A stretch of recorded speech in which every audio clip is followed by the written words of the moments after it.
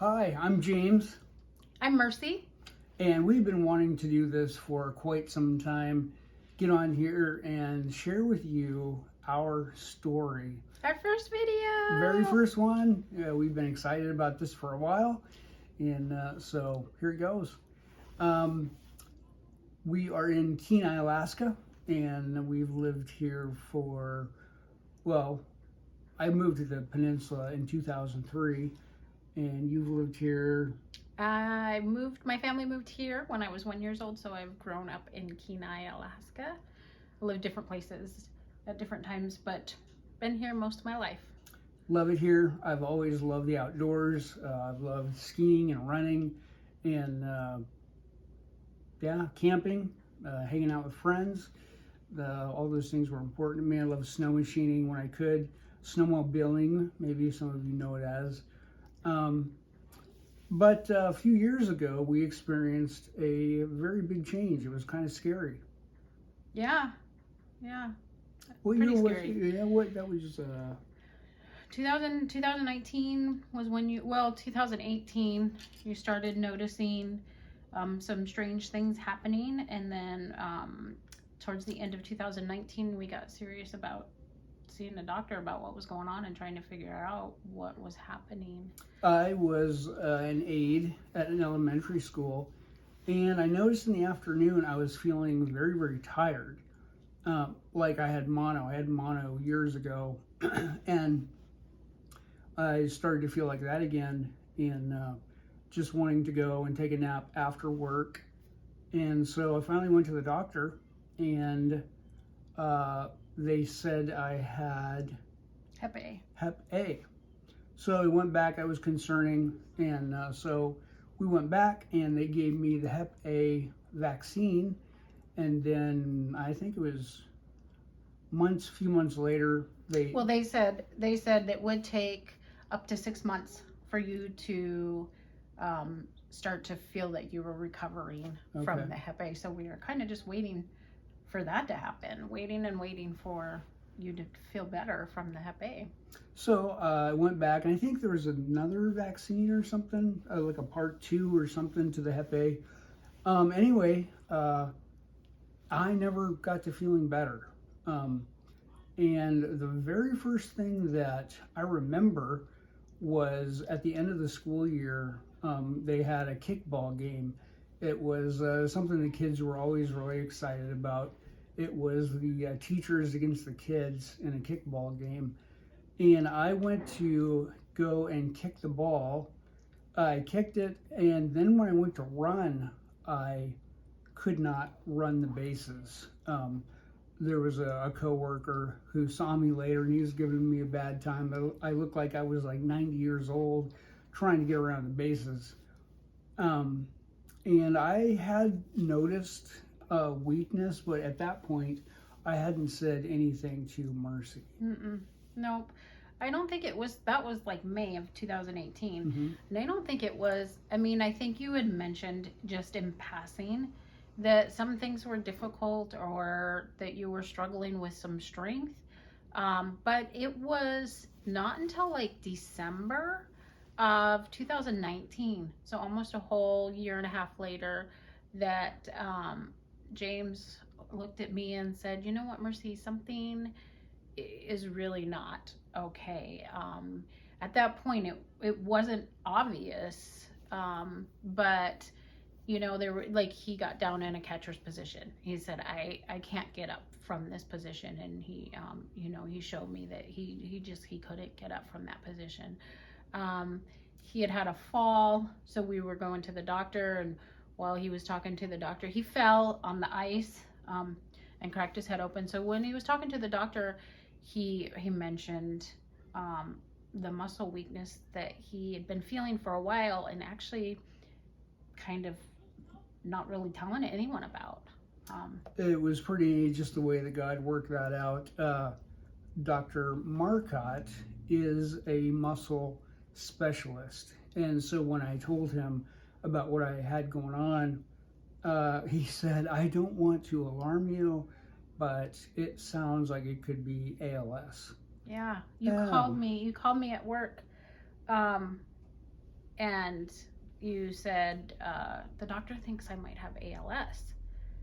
And I said, well, what else did the doctor say? What other thoughts and possibilities? At that point, that is all I heard was ALS. Yeah, James said, I don't know. That's it. That's all he said. And that was when I decided James would not be going to the doctor without me anymore, that I would be going to every appointment to see if I could hear things he wasn't picking up on right at the doctor, or with both of us being there, someone would catch. Between the two of us, we would catch everything. So that was kind of the beginning. That was of our long journey to finding out what was going on. Yeah, and so thank you for helping me with the timeline. I forget. We started going and seeing Dr. Marcotte. After I got my head all stitched up from falling on the ice, and he said, you are definitely on my radar. And come back, make sure you come back, because he said, I am very concerned about what you've got going on, and I want to figure out what's going on, do blood tests and stuff, but come back after Christmas and after the holidays. So I did that, and they started sending me to Anchorage, to the Alaska Native Medical Center, ANMC. Anchorage is about 150 miles from us. Yep. So they, we were blessed by James being Alaska Native and able to get some care through there. Financially, that helps out a lot. And they would fly us up to Anchorage. Yep. And I was able to go to all of his doctor's appointments. Got lots of testing done. Muscle biopsy. Lots of blood tests. MRI, CAT scan, I think. Mm-hmm. And somewhere in there, I don't remember, it was in 19 that they said, I think that's when they said myositis. No, 2020. So it was 20, okay. So March of 2020, 2 years ago exactly, we were told that James has myositis, that they were able to determine from his muscle biopsy. We had never heard of myositis. I had never heard of that, or I didn't know anyone with it. Right. So at that time we were told to stop eating mushrooms, to have James stop eating mushrooms. They thought possibly mushrooms were causing his myositis. They put him on prednisone with hopes that the prednisone would cause myositis to go away. So basically what we know of myositis is that it is your immune system attacking your muscles and causing your muscles to be inflamed, which then causes weakness. We weren't told a whole lot about it by doctors, but we did like most people would do and Googled it on the internet. Yeah, which was scary.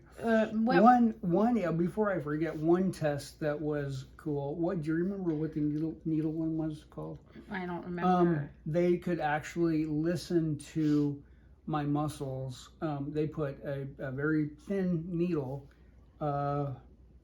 into, I think it was in my thighs and arms. Yep. I think. Yeah. And you can actually listen. And so a healthy person, when they're just relaxed, you put the needle in, the speaker should be pretty much quiet. Mm-hmm. Well, it sounds just relaxed. Yeah. Sounds like static when the muscles flexed. And so I was just laying there, and they put it in, and the speaker immediately started making a lot. Went crazy. Yeah. Yeah. They called other doctors in, and they were looking at it. I think it appeared from our point of view that it was pretty unusual for this to happen, for the speaker to make that much noise. Yeah. With myositis, what we found through our research is that there were multiple types of myositis. And so one of the questions that we asked the doctors was, which type of myositis does James have? Because it seemed that from what we had read online, depending on the type of myositis, there would be different treatments. And at that time, we were just told they don't know what type of myositis he has. Possibly he has a type of myositis that hadn't been found yet, and so they weren't really sure. We started seeing a rheumatologist. Mm-hmm. So for a while, James was on prednisone, but the prednisone was making a difference. And I started having, sorry to interrupt, dysphagia, which is just trouble swallowing. And we found out that the muscle weakness is also affected, or it affects the coughing muscles, and the muscles I use to cough, and then also those are the same as the swallowing muscles. Food was starting to get stuck, and so with the prednisone, that seemed to go away.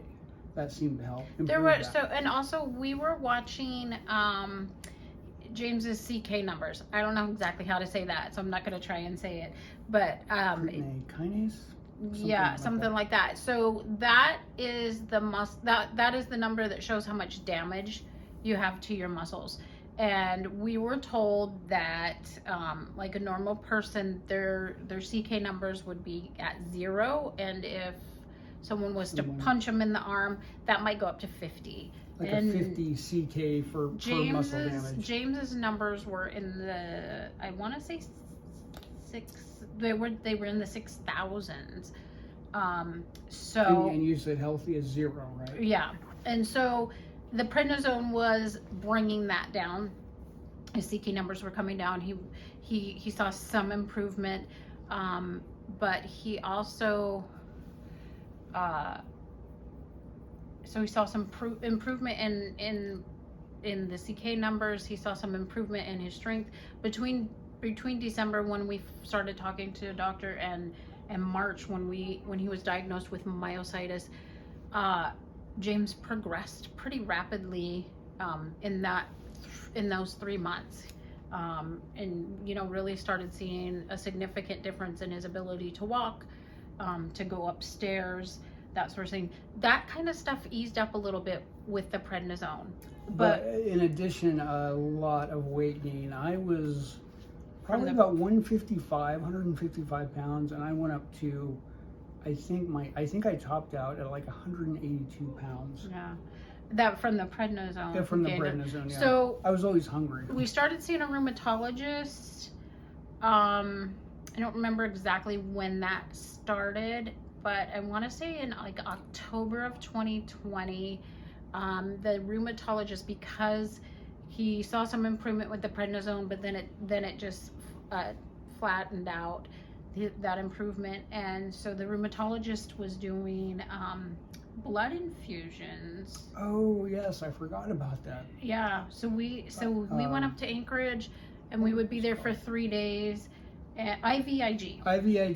We did IVIG. He did IVIG for like 6 to 8 hours a day, 3 days in a row, 3 or 4 months in a row. The rheumatologist was really hoping to see an improvement. Energy, and come back, and I didn't feel a difference. Not a single bit. There was no improvement. So in the meantime, James had been on prednisone he started in March, and I think it was like by November, December, they said we need to get a referral, and we need to go to Johns Hopkins Myositis Center, because they had a Myositis Center. I think didn't you discover that? Because I didn't know if we'd go to the Mayo or right. Johns Hopkins. I don't remember exactly Whoever how. Did, but we came across the fact that Johns Hopkins had a Myositis Center, so we got a referral from Dr. Marcotte again.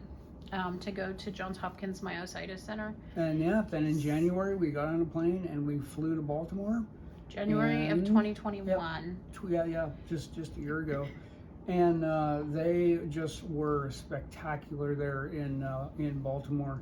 Well, very familiar. They were very familiar with myositis, which James mentioned that he had never heard of myositis. Myositis is really rare, so a lot of people have not heard of myositis, And so even doctors that he works with now, he's the only patient that they've ever heard of with myositis. And so I believe I'm the only one with myositis in Alaska.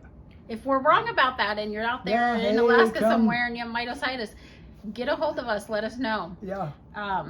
So we went down, and because of COVID, I could not go into the doctor with him, but we did FaceTime while he was in the doctor.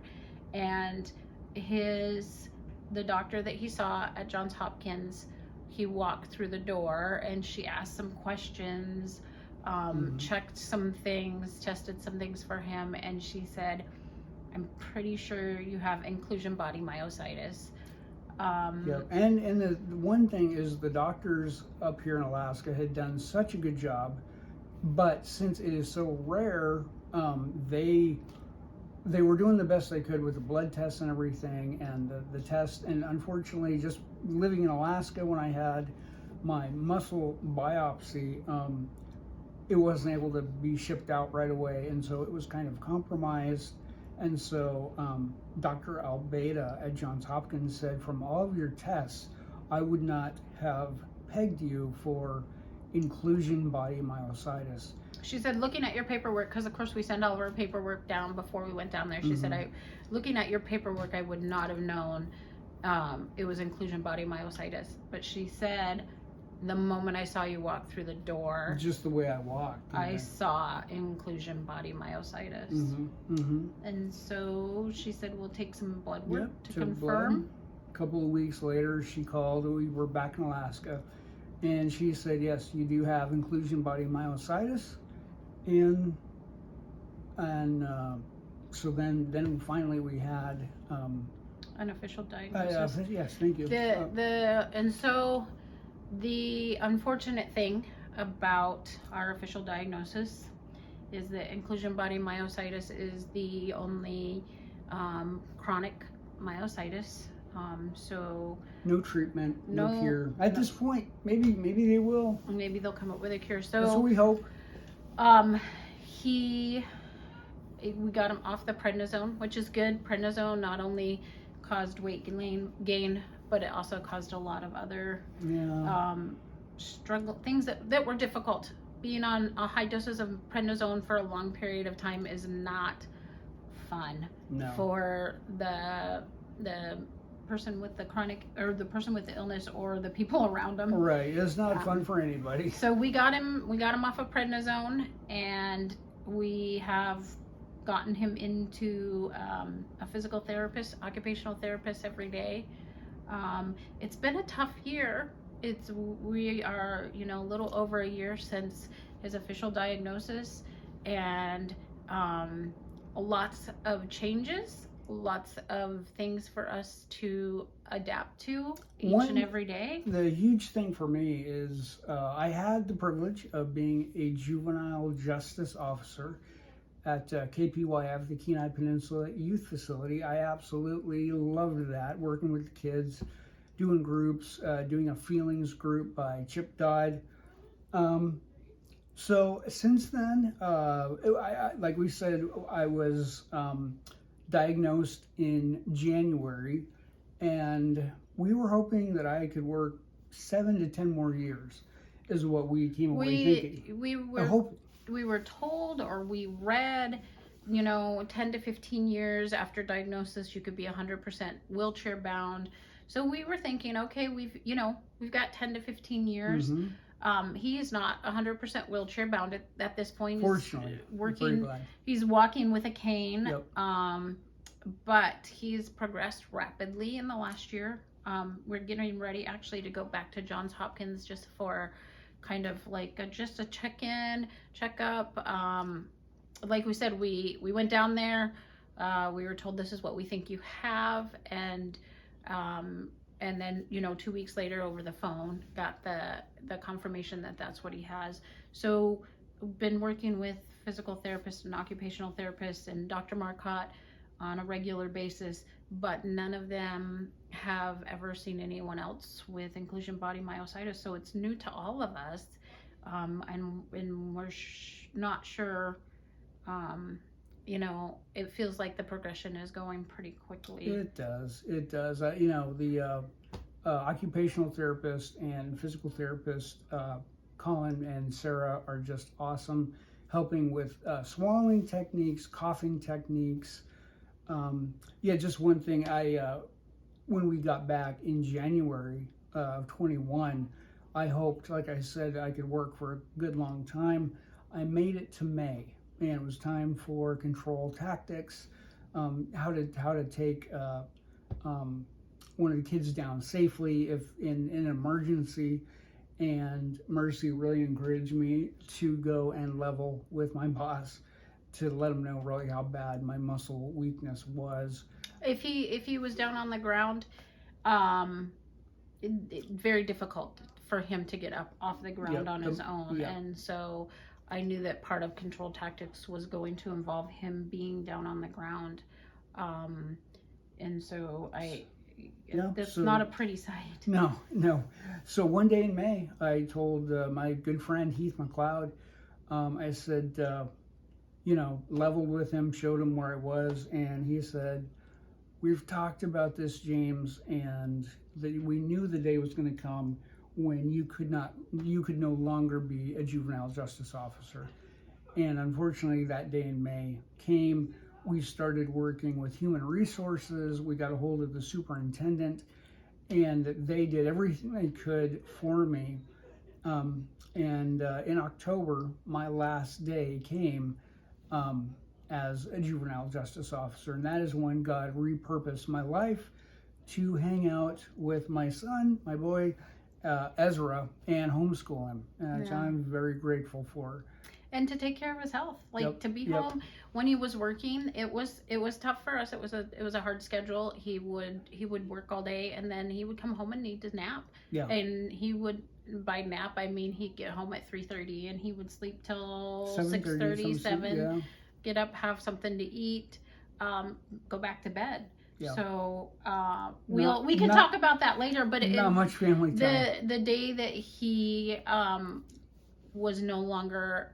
The day he went into work with a job and walked out without one was a very scary day for us. We had so much encouragement from friends who love us. Yeah, we'll talk about that another time, because that's a whole big story. Yep, it is, and that's one thing that we're gonna continue on. So we have decided to share our story with you.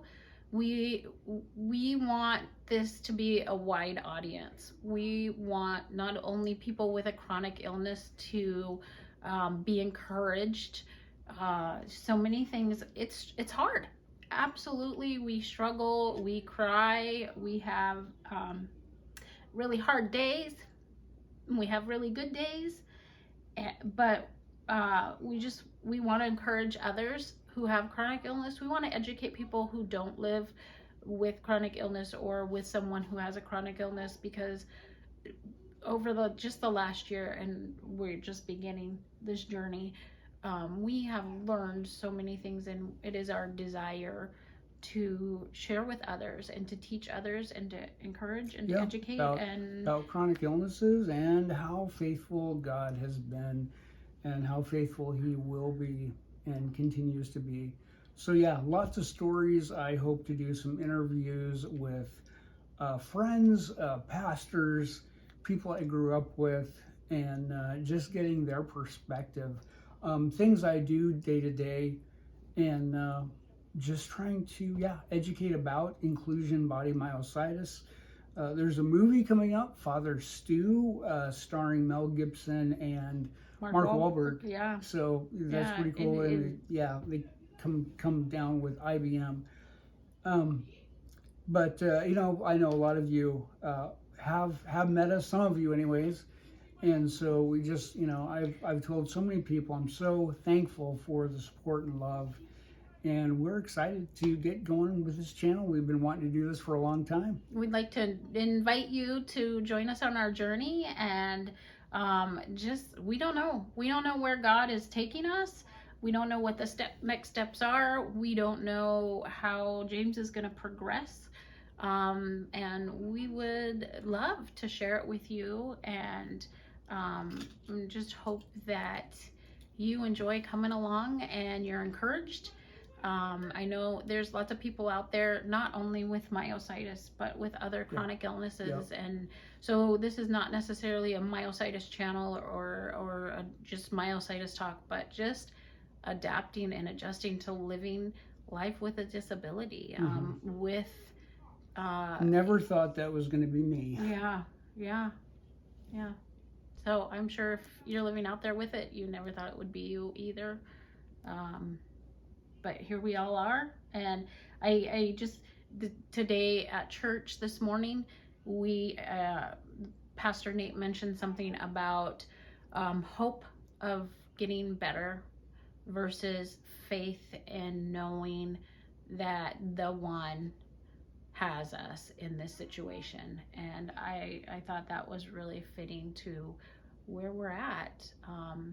We would love to hope that James is gonna get better, but it is a chronic illness, and it's, you know, supposed to just slowly get worse. And but we have a faith that God has us. God's sovereign, God's faithful. And He is with us in this. So we hope to share that with you guys out there. Thanks, guys. See you soon. We're looking forward to meeting you and interacting more on here. Thank you so much.